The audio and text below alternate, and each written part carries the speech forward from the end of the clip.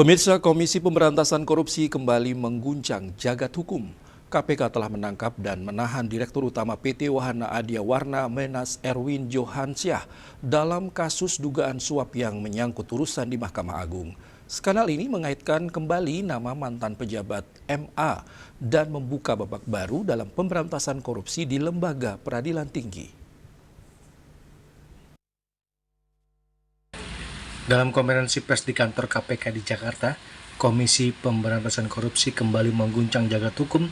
KPK telah menangkap dan menahan Direktur Utama PT Wahana Adya Warna Menas Erwin Johansyah dalam kasus dugaan suap yang menyangkut urusan di Mahkamah Agung. Skandal ini mengaitkan kembali nama mantan pejabat MA dan membuka babak baru dalam pemberantasan korupsi di lembaga peradilan tinggi.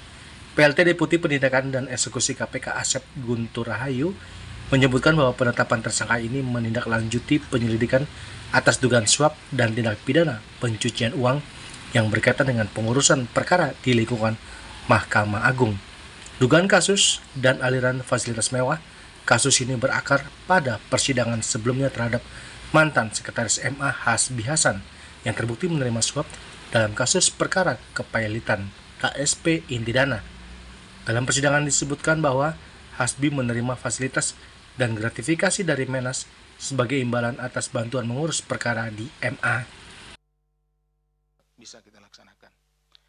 Bahwa dalam perkara dugaan tindak pidana korupsi terkait suap pengurusan perkara di Mahkamah Agung atau MA, sebelumnya KPK telah menetapkan 2 orang tersangka ini lanjutannya, yaitu Saudara HH selaku Sekretaris Mahkamah Agung periode 2020-2023, kemudian MED selaku Direktur PT WA atau pihak swastanya. Jadi yang mengurus perkara-perkara di Mahkamah Agung salah satunya itu. Termasuk juga kan rekan-rekan juga mungkin monitor yang ditangani oleh Kejaksaan Agung juga ada pengurusan perkara di sana. Terhadap Saudara MED, KPK telah melakukan pemanggilan sebagai tersangka sebanyak 2 kali, kemudian yang ketiga kalinya kita cari dan tidak pernah hadir, di mana dalam pemanggilan tersebut tidak hadir tanpa keterangan. Ya, seperti tadi awal dijelaskan, yang bersangkutan dipanggil, alamat yang kita miliki, kemudian kita juga mencari informasi dari keluarganya, alamatnya, tapi tidak hadir tanpa keterangan yang jelas. Penangkapan ini bisa menjadi momentum penting dalam upaya reformasi peradilan di Indonesia.